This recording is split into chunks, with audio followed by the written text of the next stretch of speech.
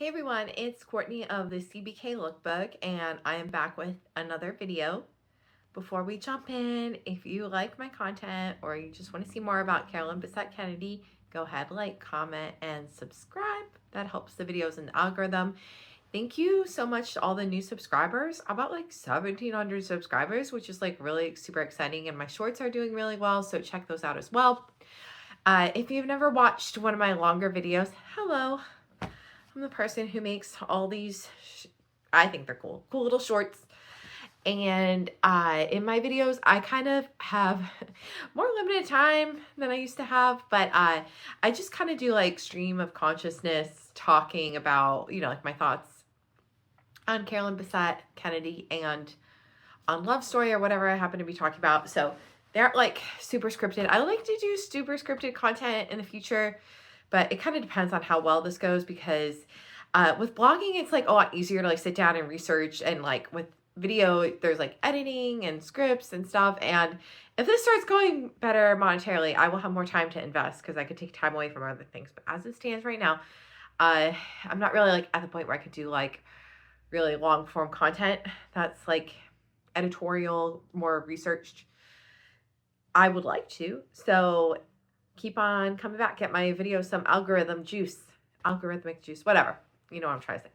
Okay, so today I wanted to talk about two things, and the reason why they're going to be combined into two videos is because, well, frankly, but I don't know if either topic is long enough for its own video. So we are going to be talking about Ryan Murphy and the idea of like a love story, and how he promised a love story, but he didn't promise us a fairy tale. But before we get into that, I want to talk about why I think this content is resonating with people and why people are being really drawn to it. So I'll start there because that's like the more organic overview. So why should you listen to me on this topic? That's a great question. Well, I had what I would call like a nostalgia blog. You can still visit it. It's called Can't Hardly Dress. I don't update it anymore. I started it in 2017, and then I kind of brought it back in 2020, and then I did it on and off. Anyway, more or less, I did it for like 5 years or so, on and off. I don't know. A little ADHD projects here and there. So I have researched a lot of different nostalgia topics, from politics to fashion to lifestyle to, I don't know, the white dress shirt. I wrote a post on that. So I have looked into this. I would even call myself like a nostalgia blogger. Ultimately, it is amateur history, right? I'm an amateur historian. Women's fashion is history, if you ask me. I don't think it should be seen as separate. I definitely think that fashion can represent the times that we're going through. Anyway, so that's why you should kind of take me seriously, or at least consider my opinion. Okay. I think that there has always been a really niche longing and draw to the 90s online. I think that those of us of millennial and Gen X, I would say, boomers, sorry to any of the boomers watching. I'm not really sure how y'all think. So I'm only going to talk for myself and maybe Gen X. And in a way, Gen Z. Okay, let me go back. So, millennials lived through the 90s as children mostly. Like I was 12, I think, in 1999. And other millennials who are slightly older were, closer to 15, 16. And then the younger ones, they might not have as much remembrance of it. And then also like Gen X. Come on. Gen X made the 90s. Give them their due. Come on. Why is there not enough love for Gen X? Gen X are the people who gave you this stuff, okay? So show a little gratitude to Gen X in general. Thank you, Gen X. It is a very delightful decade to revisit, although, not without its problems. A lot of people say like, oh, the 90s were so awesome, this and that. I'm like, listen, there were problems in the 90s, okay? We just don't talk about them because it's depressing. So I think there has always been this sort of callback to the 90s. I think it was a very interesting time for fashion. I think the whole minimalism trend and grunge and, like the late 90s into Y2K, like that kind of vibe. I think there's just always been like a really, like a really niche interest in it. And I think that niche has gotten larger. And as that built up online, I think that laid like the perfect framework a perfect foundation for this show, because this show is like, so I lived in New York City from 2004 to 2008. I would say this show probably represents the New York that existed in the 90s, and I visited in the 90s, but I didn't live there in the 90s. I feel like this show really represents the 90s version of New York. It's a little cleaner. New York was not that clean in the 90s in my memory. But you know, it is romanticized. Let's just, you know, we don't have a time machine. The best we have is Ryan Murphy, okay? The best we have is the Ryan Murphy time machine taking us back. I think that this is a total time portal show of like, okay, we're going back, we're going to relive the 90s. And Ryan Murphy is such an amazing storyteller that he can make you really feel like you were there. And I think that's really why people are getting drawn in, because there's already this mystique and this interest in the 90s, and it grew. And it grew and it grew. And then the show came out. And I feel like now, from what I've seen, you know, I sell vintage clothes. I have a blog about Carolyn Bessette. I've had a nostalgia blog. It's just like exploded from what I can see from where I'm sitting.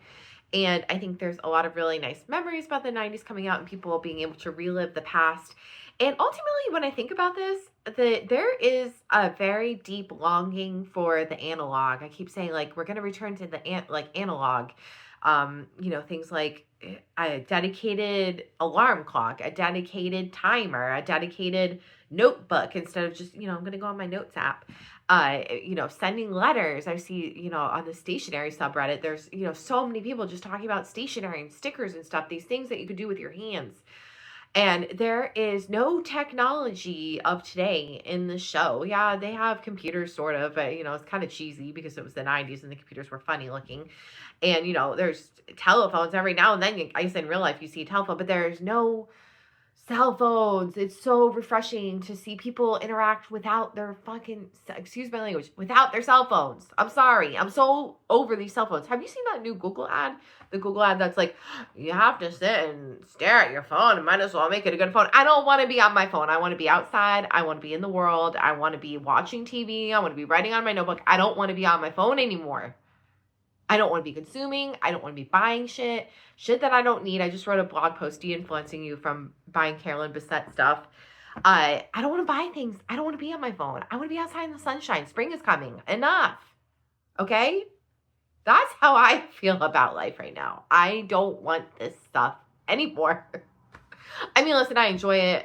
I make my living off of people, you know, buying stuff online and on their phones.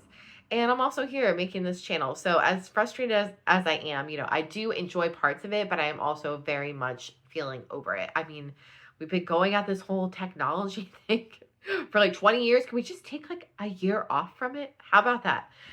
So I think there is, and I'm about to be applying for tech jobs. So if you are, if you are watching this and you're considering hiring me, know that I still like technology. I just need my breaks. Okay.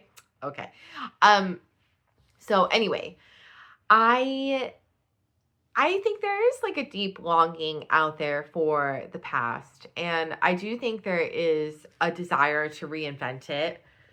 And I think that's why people are really liking this show. This show is a time portal back to the 90s. And it feels somehow very relatable. And I talked about this in another video, like how we are as far from the 90s as now as the 90s was from like the 60s and the 70s. And I think we have come to a time where we're far enough away that, you know, those who grew up in the 90s can say, okay, we're going to let it be reimagined. Or maybe they chime in and say, well, actually, it wasn't that way. And my brain is always doing this watching the show. Well, actually, oh my God, just stop. Actually, just say and enjoy the show, okay?